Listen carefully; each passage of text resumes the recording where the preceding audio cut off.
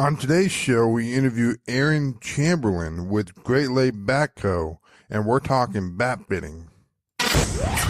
Welcome to another episode of the Baseball Awakening Podcast, where we dive into the raw, unfiltered, unsexy side of player development. Get ready for some knowledge bombs with your host, Geoff Rottmayer.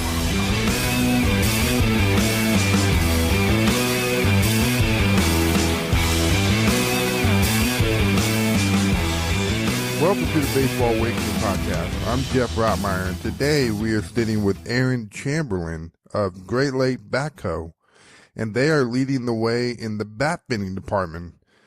So it's a very interesting concept. Aaron, how are you, sir? I'm doing well, man. How you doing? I'm doing great, man.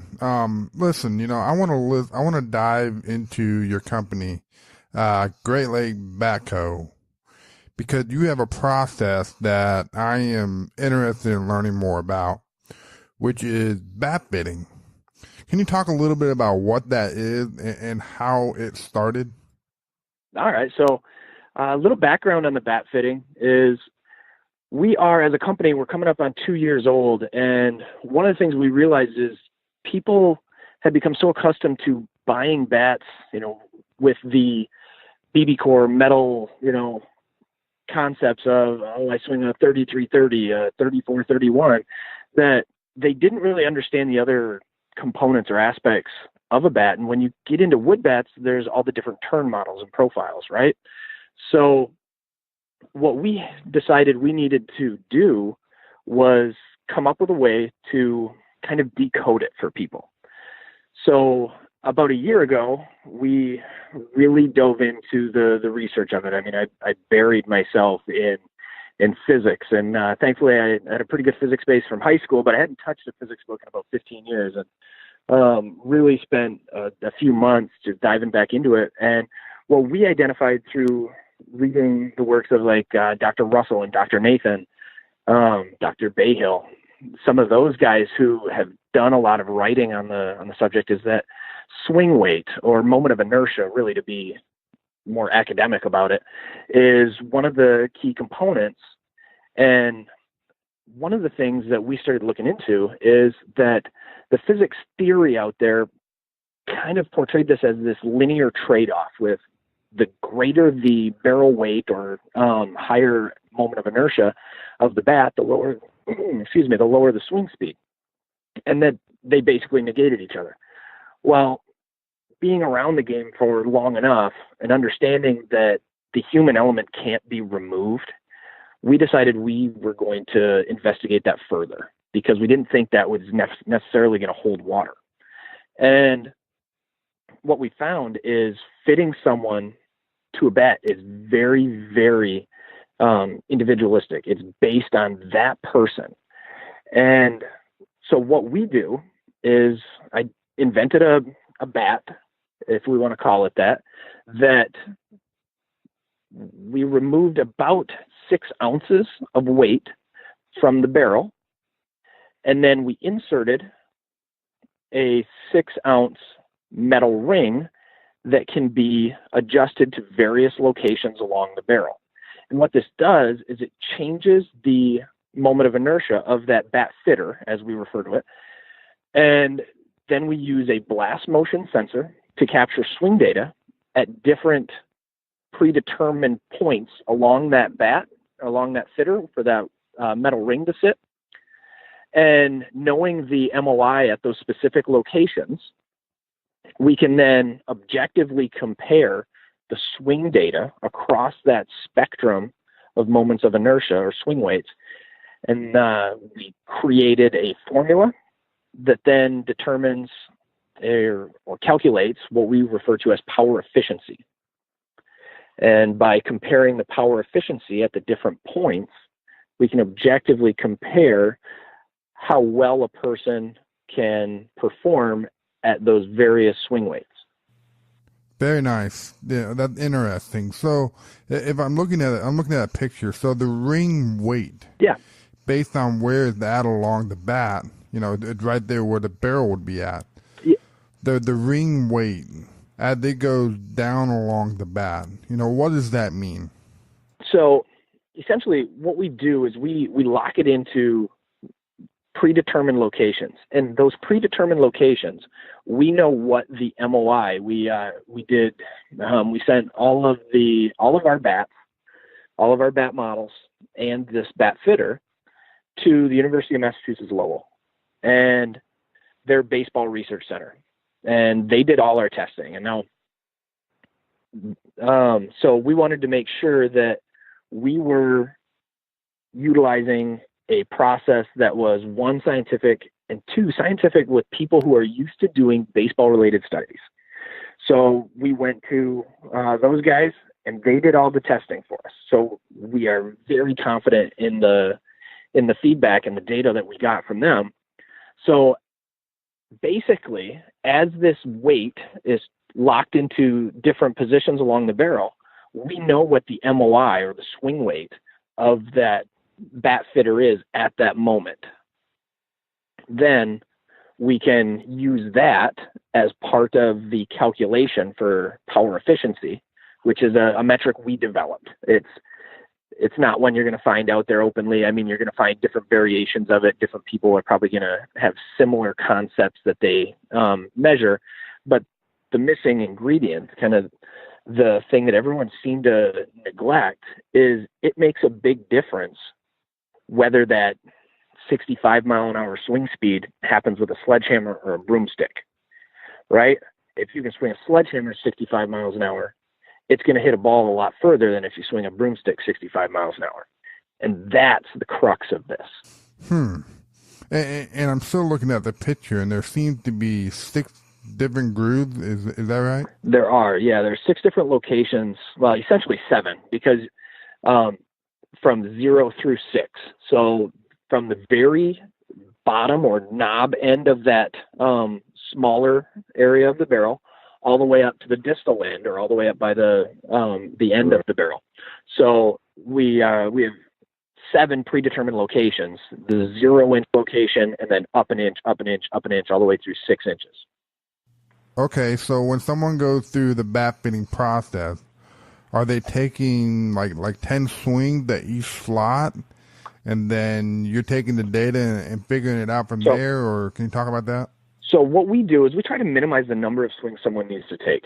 And the reason is we want to ensure that they can take high intent, game-like swings and get away from what we saw other people attempting to do with bat fitting, right? Bat fitting isn't this brand new concept.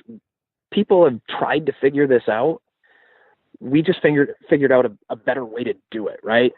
So prior to this, what you do is you'd go to a cage where they had, say, a Hit Trax or a Rapsodo or something like that, where they can measure the output of a swing, a result-based output.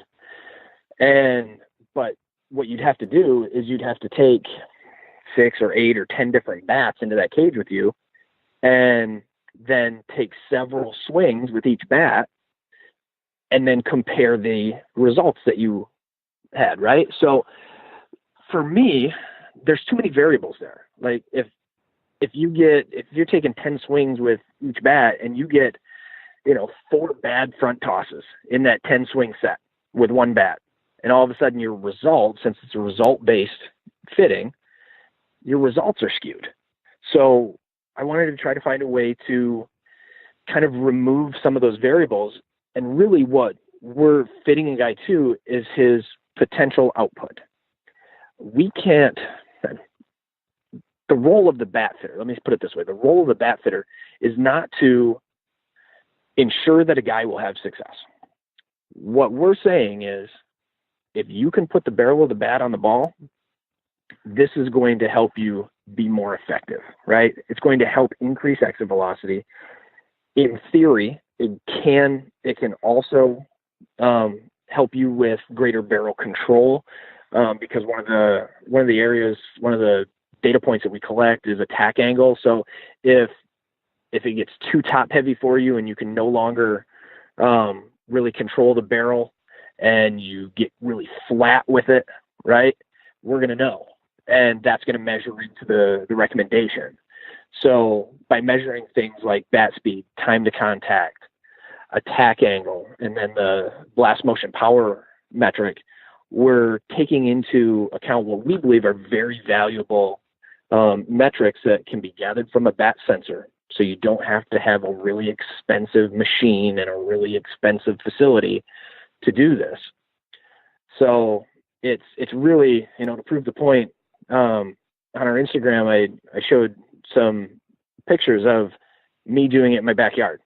In 12 minutes, I put up a bow net, grabbed a bucket of tennis balls, because that metal weight will cut up baseballs if you use baseballs. So we use tennis balls, threw up a bow net, grabbed my tee, set up a bucket of tennis balls, and in 12 minutes, I had gone through the fitting process. And then I took the data, punched it into the form on our website, and then I got an email shortly thereafter telling me exactly what models, at what lengths I needed. Wow. That's cool. Yeah. And so the ring goes down the bat. Does that tell you weight, or whether you need an end-loaded bat or a balanced bat? Yeah, now you're getting to it. So Dr. Bahill's research years ago, right? He patented a product, and I may get the name wrong, but like the bat weight chooser, right? And what his research was based on was identifying the optimal weight, actual weight for the for a player's bat, right?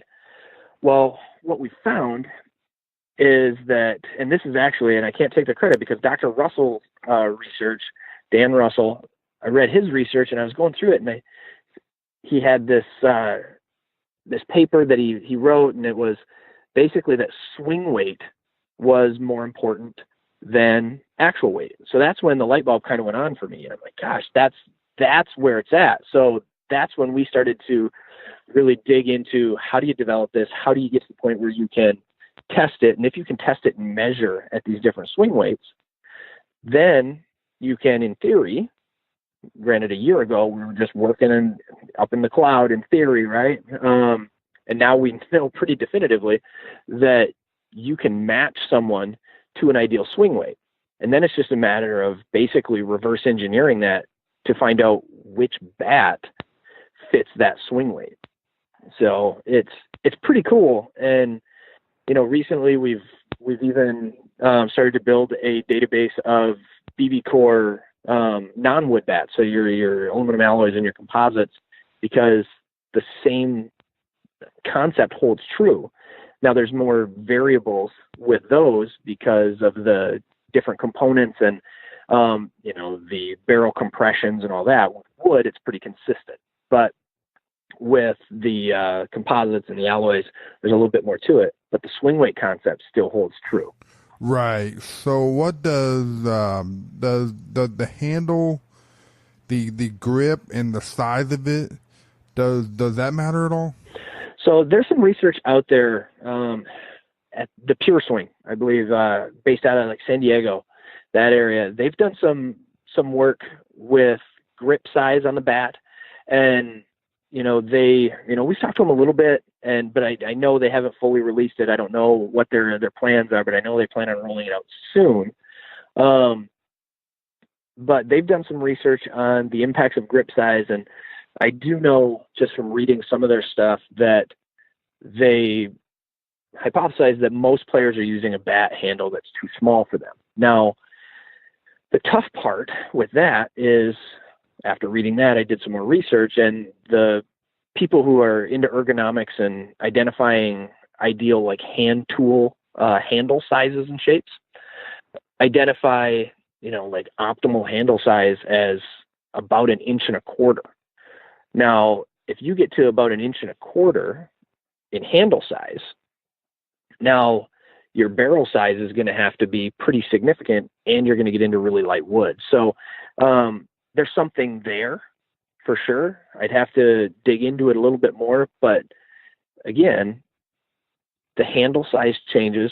You just alter the profile of the bat to ensure that you still hit that swing weight profile for you. So the swing weight profile concept of fitting to that really allows the hitter to determine like what handle size, what knob shape, how aggressive does the the transition, the throat around the trademark need to be, right? And that still can be player preference as long as they're working within that optimal swing weight profile for them. So let's say you got a guy and he goes through the process and you punch in the data. You know, what's that going to tell him? Are they going to tell him that he needs a 32 drop 3 or drop 5? You know, how does that go? So to keep things relatively straightforward, and what we've done is use a standard drop of minus 2.5, right? For wood, that's a pretty standard drop. Most wood bats are going to be drop 2 to drop 3.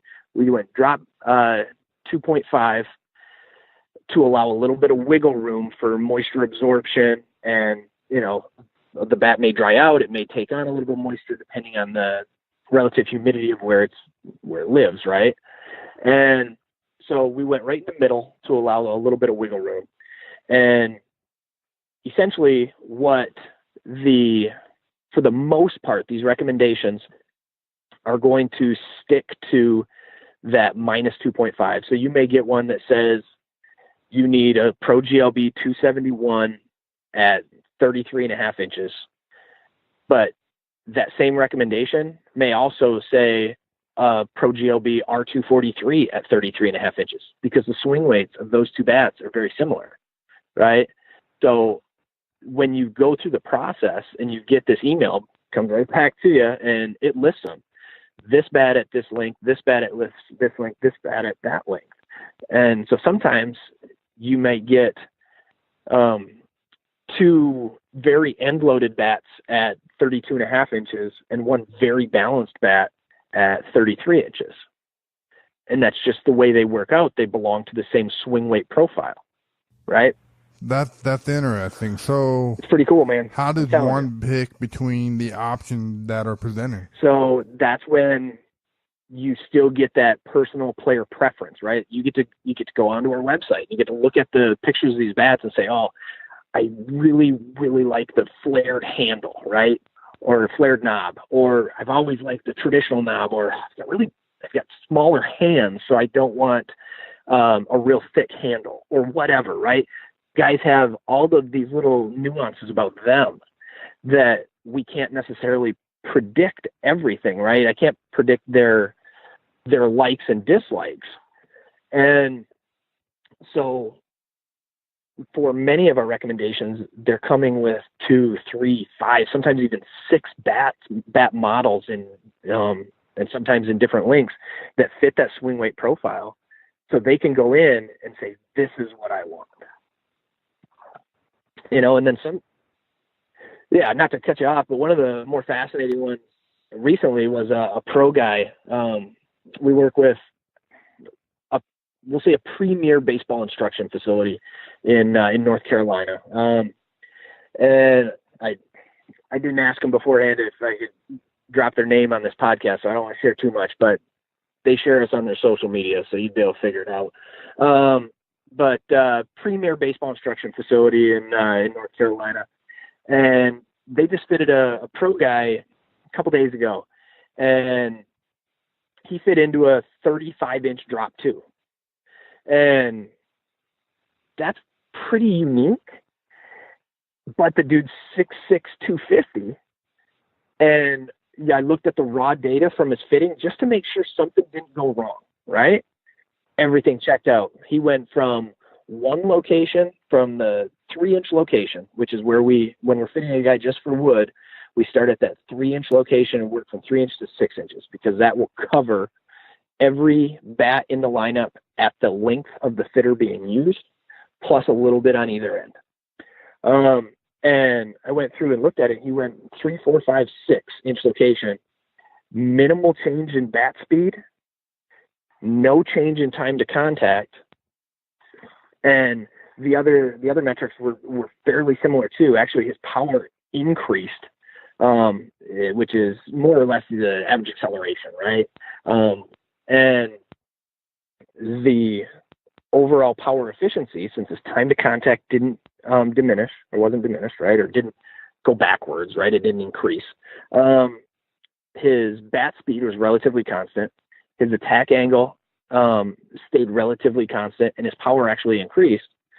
The power efficiency showed him that he needed to be at about as big a bat as we can make, right? So all of a sudden, he's getting recommendations for 35-inch drop twos, and I'm going to bet that if he followed that recommendation, he would see some serious power changes to his game. It would be, Wow. I'm going to guess it'd be pretty impressive. Because the other, Man, that's yeah, I'm sorry, I get excited and I just touch no. Please keep going. Yeah. So the other part of the science behind this that people are tending to ignore is don't be afraid to go up in length, because when you stop and look at it from a physics standpoint, baseball bats are essentially third class or third order levers, right? So the greater distance you can put between the area of impact where the force is going to be applied to the ball in your hands, the greater the velocity multiplier. It's not a mechanical advantage with a bat because a third class lever is a velocity multiplier, right? But essentially, the greater your bat speed will be. So if you fit into a 32.5-inch bat and a 33-inch bat, you would see a slight performance bump by going with the more balanced 33-inch, same MOI profile, right? Same swing weight profile at 33 inches versus the end-loaded 32.5, right? And that's because baseball bats are essentially a third-order lever. Receive a Baseball Awakening decal by subscribing on iTunes and leaving an objective review. To claim your decals, screenshot the review and email it to Geoff@baseballawakening.com. That's GEOFF at baseballawakening.com, and we'll get that your way. Very nice. So interesting stuff. Just for our listeners, why don't you talk a little bit about the difference between the balance and end load? Okay, so balance and end loaded, they're terms that we've used forever. Some guys will use top heavy, some guys will use barrel weight, right, to describe these things. Eventually, this is all going to go away, and we're going to educate everyone on the concept of swing weight, and people will be using MOIs, and manufacturers will be releasing that. But using the traditional terms, balanced is when the weight is centered closer to your hands. End loaded is where the weight, the center of mass, if you will, moves closer to the distal end or the barrel end of the bat. And generally what it feels like is the more end loaded you get up to some guys especially, if they are best with a very balanced bat, as it gets more end loaded, you feel a little bit of barrel drag, right? And sometimes if it's way too end loaded for you, it'll almost feel like it's swinging you by the end of it, right? You no longer feel like you're in control of it. And we see that a lot with younger kids, especially. Yeah. Good explanation. So if you had mentioned that, the pro guy, that is the bigger guy, do you see a huge variation between different sized kids, different sized players? I mean, is it very personalized? It's very personalized. Like, I know if you look over, if you like Googled, what size bat does my kid need? You're going to get this generic table that says, like, if he's 64 inches tall and weighs 125 pounds, right? He needs to swing this. If he's, 70 inches tall and 180 pounds, he needs to swing a 34-inch bat, right? But that's so generic that it's not based at all on the individual. I mean, there's a difference between a guy who's 6 foot tall and 185 pounds and, squats 400 pounds, right? And is an absolute like CrossFit fiend, right? And a guy who's 6 foot, 185 pounds, who has never seen the inside of a weight room and spends his evenings playing Fortnite, right? they're both 6 foot 185, but you can't tell me that the CrossFit themed guy who squats 400 doesn't fit into a bigger bat, right? His strength levels are greater. I mean, 180 pounds can be, it can be all in your belly, or it can be put throughout your hips and chest, right? It's all in where it falls. Nice. So let me ask this, not to get into, all the different philosophies or anything like that, but let's say you got a guy that goes through this process and gets fitted for a bat, and then he decides that he wants to do something different with his swing, or maybe lift. Would that impact anything if he decided to move differently or get stronger? Or would that swing weight still be the same? Or can you talk about that? I see what you're saying. So, and that's the thing another thing that really kind of set the light bulb off on this process would have been about this time last year. So we were a couple of months into this concept, right, of kind of trying to figure it out. And we talked to a former big league catcher we walked into a facility, talked to the people running that organization. His kid happened to be there, and he caught in the bigs for a number of years. And he said that about mid-season, he would go from a 34-32 with no end cup, which he swung in the first half when he was fresh, but by mid-season, he had to go to a 33.5 with a cup just to be able to catch up to velocity. And, and that's what he was doing, was essentially knowing himself well enough that I need to get into something that's lower MOI, a lighter swing weight. But what you're asking is, if a guy gets stronger, which is the exact opposite of this situation, right? Does he potentially need a different bat?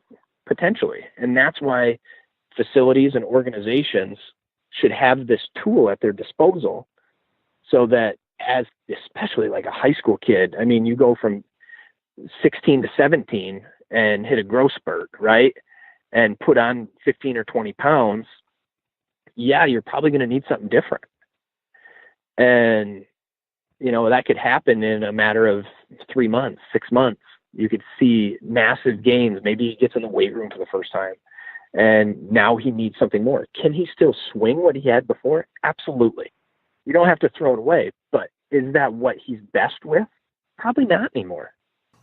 Right. So let's say you have the age range where they grow, the most, 14 through 18. There's a lot of growth during that time. How often would you recommend someone getting tested, or is this something that you would recommend them doing kind of every time they come in? So how often would I recommend someone be tested? Is that the question? Yeah. So if I had the fitters in my facility and had people coming in routinely, like let's say, Billy Ball player comes in and he works out his facility 3-4 times a week, and we see him all the time, I would fit him every time we do kind of a hitting assessment. And I don't want to say a hitting assessment, right? Because essentially you're assessing often. But if you have like official checkpoints that you identify in a training schedule, where let's do this swing assessment here and look at where we're at and reevaluate your training plan, that would be the time to do it. Now, if it's not, if he's not in that often and you're not working that closely with him, I would recommend people do it at least every 6 months in that age range from 14 to 18, especially if it's available, right? If it's available in their facility and their facility has somebody doing it, because really that's where I envision this being an incredible tool, is in a facility or for a team or organization. And a team or organization, they may only use it once a year, right? At the beginning, like if a beginning of the high school season, right? They may fit everybody at the beginning of the high school season to see what BB Core bats they need to be swinging that year. In that 3 or 4 months, that kid probably isn't going to change that much. But if you have it at your disposal, you can always go back and do it. An organization that's playing, 8 or 9 months a year, they're going to probably need to fit their kids before the season and then at some point during the season just to see if they still fit that same swing weight profile.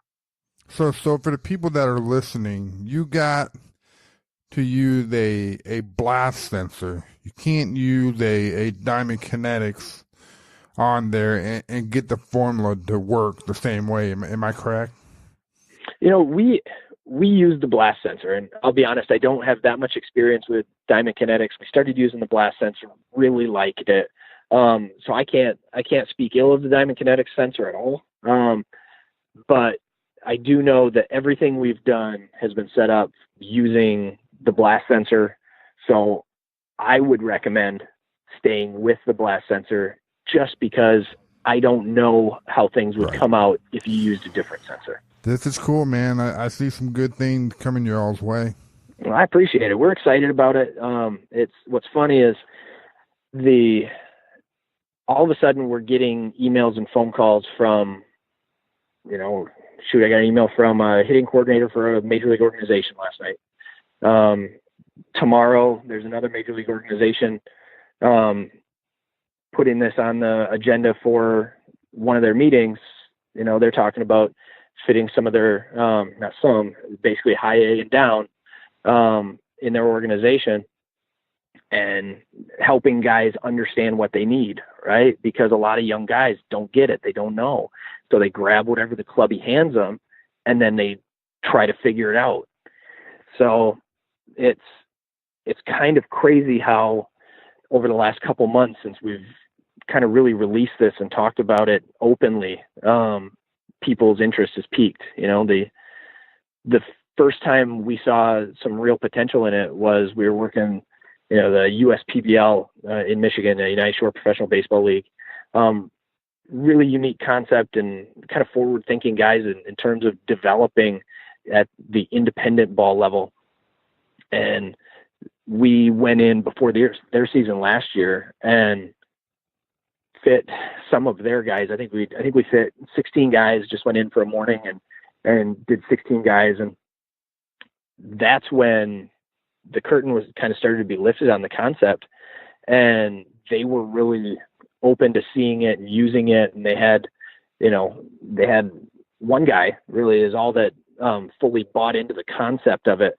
But if you look at his numbers before and after taking that recommendation, he went from a 220 guy to a 280 guy, and it's unreal, and he saw a bump in exit velocity of about 2 miles per hour in the second half of the season. And it's small sample size, right? Because it's one dude, and I'm sure he was working on his swing at that point too. But when it happens overnight on July 5th, something changed beyond that change in the swing. And it's pretty cool stuff. Yeah, we live in a great time. There's a bunch of little different things that you can put together to help your performance, and all this understanding with what we have now, with the technology and all this stuff, it brings great and cool stuff like what you guys are doing. I appreciate the compliment there, man. It is an exciting time to be in, and technology is so ubiquitous now. We designed this with the goal being that it wouldn't separate the haves from the have-nots, because just about anybody could afford this. And that is what we wanted. You didn't have to have a $30,000 system in your facility to make it happen. Yeah. I'm sitting right here on the website right now, which is greatlakebackco.com. And I see that there's a 3-pack and an individual pack. Is there a reason for the 3-pack? Absolutely. So there are 3 different links, 32, 33, and 34. So the goal being to get as close as possible. So if you pick up the 33, right, it's going to fit you to, if you use the entire range of the barrel, it's going to fit you to most 32s, the 32 and a half, 33s, and maybe a really balanced 33 and a half. but there's no way that without changing the weight, the actual weight, that we could give you a 33 and find out that you need to be swinging a 35, right? So the player still has a little bit of a role in this and saying, well, I've always swung a pretty end-loaded 34. Well, let's go ahead and fit you with this 34, and maybe you need to be in a 35, right? And we actually, the facility that I mentioned before with that pro guy, we actually made a 35-inch model for them because they've got some dudes. So, the 3-pack is a 32, 33, and a 34. And what that allows you to do is fit basically anyone from the guy who's just starting to swing wood at 12, 13 years old, because that 32 will actually fit all the way down to like our 32 drop 5 transitional models. And the 34, like I said, you'll be able to get all the way up into that really end loaded 34, potentially even a very balanced 35, 34 and a half, 35. Very nice. And then when do you guys foresee maybe the BB core concept being developed? It's live, brother. I mean, okay. So when you get the email from us, we give you the wood recommendation with our wood models. And then right below that, we say non-wood recommendation, company XYZ, model whatever, 3431. And yeah, so it's there. And as we get the data, which is the tough part, is gathering the data from these companies, because they hold it pretty close to their chest, right? So essentially, you've got to go through the testing. We've developed some relationships with some people who do bat reviews to help out with getting some of the data we need for the BB core. And there's a lot of interest in that. I mean, the BB core, there's a lot of people who swing it, and that we found that a lot of people are really intrigued by this on the BB core side of things. Yeah, this is great stuff, man. Great Lake Bat, GreatLakeBatCo.com. Yeah, Great Lakes Bat Co. Yeah, it's GreatLakesBatCo.com. And I mean, we're constantly looking to do new and exciting things. The bat fitting is what we do that we feel will really kind of change the direction of the game and kind of allow hitters to close the gap on pitchers, because with pitch development over the last couple of years, utilizing technology, it's become a widening gap between hitters and pitchers. And we really see the bat fitting as helping to close that gap down. I agree. I see this being a part of the puzzle. Well, you know what, Aaron? Man, I really appreciate your time. I learned a lot. I'm actually going to go ahead and purchase a pair right now while I'm online. Awesome, man. But anyway, man, I appreciate you coming on. Well, I appreciate you having me on. I mean, I guess I kind of dominated the conversation, but I get excited about this, and I want to help educate people on how it works and how it helps them. So if anybody out there has any questions, that I didn't answer, please feel free to hit us up. I mean, use the contact us form on the website and reach out, because if you can't tell, we get excited about talking about it. We'd love to answer any questions people have.